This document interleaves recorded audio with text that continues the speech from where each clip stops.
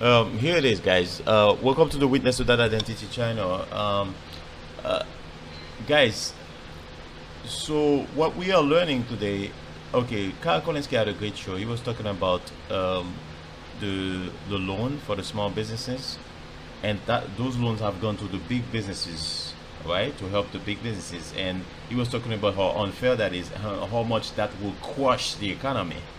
And I agree with him. And he brought up some data and he talked about it. So I want to talk about it also.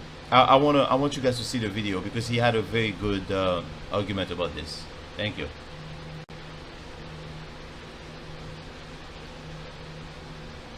So as you have seen, guys, This is tweeted by Heather Long. New over half of the $522 billion in PPP small business loans went to 600 larger companies and chains. Trump administration claimed most loans went to small firms, but most of the money went to larger businesses, new data shows. And then you can see the chart there. Paycheck Protection Program, loan value totals by percentile. And so you see it says the top 1% of loans account for more than a quarter of all loan value. The top 1% of loans account for more than a quarter of all loan value. Then you see underneath it, the top 5% of loans account for more than half of all loan value. The top 5% of loans account for more than half of all loan value. So, in layman's terms, let me describe what this means. The original intent of the PPP small business loans, the original intent of it is in the title. We need to help small businesses because they're the ones who are being really impacted in a devastating way by COVID and the economic fallout. In practice, in reality, what happened was, of course, the lobbyists won out. So the lobbyists for bigger business successfully convinced politicians to stretch the definition of what a small business is, and they made it bigger and bigger and bigger and bigger. And then we ended up in a place where, I'll read it again here, over half, more than 50%, of the $522 billion in PPP small business loans went to 600 larger companies and chains. So really, the small business program mostly helped big business. And honestly, this should come as no surprise to you because your government is corrupt. But beyond that, we've been seeing other economic numbers come out over time. And it was either 60%, I'm not sure if it was 60% of small businesses or 60% of restaurants specifically, that they're now going to be permanently closed. So what you see is a real move towards concentration of wealth and power at the top and among few corporations. You're going to see, basically, there will be more monopoly power as a result of COVID. Because what's going to happen? When you have the small businesses shut down, either you just destroy communities and the communities are permanently destroyed, or people with the capital swoop in and buy up the area, buy up the businesses, and they continue to make money while regular people suffer. And you can imagine a situation where somebody who was a small business owner for decades, they get put out of business and then it's bought by a big chain and then they have to go work for that big chain. Sort of like the Walmartification of middle America, where small mom and pop shops were replaced with Walmarts. And people who were making more money previously and had more independence and freedom and something to be proud of, then, they ended up working for minimum wage and clocking in and out and having terrible bosses. I mean, this is the long-term effects of this stuff, man. It's terrifying. It's terrifying. It's basically taking every negative trend in American society and in political and economic life and exacerbating it. That's what we're seeing with COVID. And now we're just getting more of the specifics rolling in over time. But listen, there were very few of us who were speaking up at the time, like when the CARES Act was being passed, and we were saying, no, you can't do this, you can't do this. There are very few of us, but we're already proven correct. Because it was a shock doctrine scenario. It was Naomi Klein's idea of the shock doctrine. You take a tragedy and you exploit it for your pre-existing agenda. And the pre-existing agenda is always in this country more corporate control, more control among the top 1% and the elites. And that's what happened. And more evidence is rolling in over time, and it will continue to roll in because this is the dynamic at play.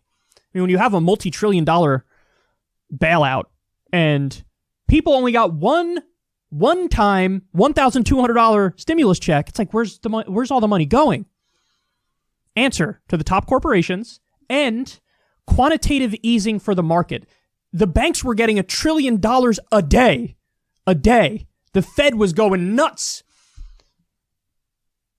So there's always a complete socialization of the stock market, and the American people, it's rugged individualism for you. You got the crumbs of a one-time $1,200 check.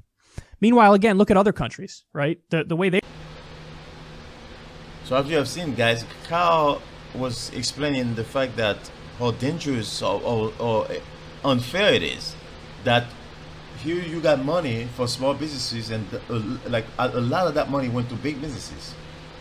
And what happened is that it's the lobby, guys. It's the lobbying in the White House. The people goes into the White House and they give money to the big companies, to the politician. They give money to the politician for them to take care of them. So now the politician, when that money that's gonna come out did not go to the small businesses, it goes to the big one. Because who got access to the lobby? It's not the small businesses. There's a restaurant not too far from my house, a Mexican restaurant. You think those guys, they fly to Washington all the way from the West Coast to Washington, D.C. and they go lobby? No. The big businesses, they got access. They got companies all over the world. They travel all the time. So they got even private jet. They can go to Washington, D.C., lobby, and come back. You know what I'm saying? So it's very easy for them to do that. So in this country, with the way this country is set up, it's money begot money. And I think it's very dangerous because money begot money is good. Okay, so big money begot money. Okay. So, but we need like low people to be able to lift them up so that they can become successful also. We don't want to just only the big guys, you know, to keep the money in a vicious circle where it never gets out. The money need to get out. And the stimulus was about that. It was allowing the money to get out and to go to small businesses, and they did not allow that, the big businesses. So this is what's going to create some sort of social unrest, and this is what's going to make people complain about capitalism. I am a fan of capitalism.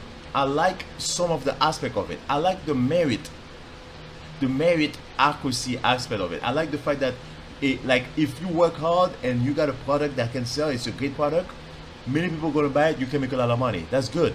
But I don't like when people trying to make like where capitalism or whatever it is, where people can go to a White House and lobby and make money and protect their interests only. That cannot happen.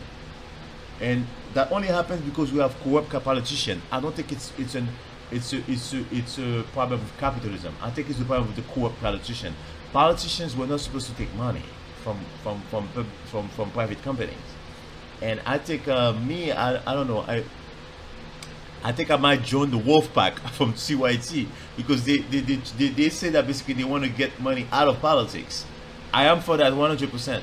Money shouldn't be in politics under any circumstances, because when you're a politician or some sort of public official, you should be there for the public, for the general public, not just for like, you know, it cannot be that you just here for you're here for the big companies, and that's messed up.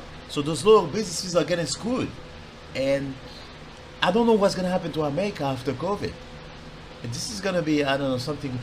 But I hate to say this, I have a positive view also, because I think there's going to be new way of thinking, of dealing with this nation. And there's going to be new businesses that are going to pop up.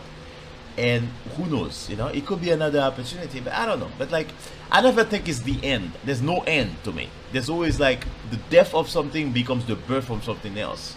It's like a caterpillar or whatever. It becomes something else. The caterpillar becomes a butterfly. The death of the caterpillar is the birth of a butterfly, you know, something like that. So, you know, I am for that, you know. So who knows? Maybe that's a new era we're gonna start, but we don't know what it's gonna be like. But my heart goes out to those people that have lost their businesses and that the government is not out there to help them. My heart goes out to them. Guys, subscribe to my channel and please comment. Stay involved in the topic. Those topics are important.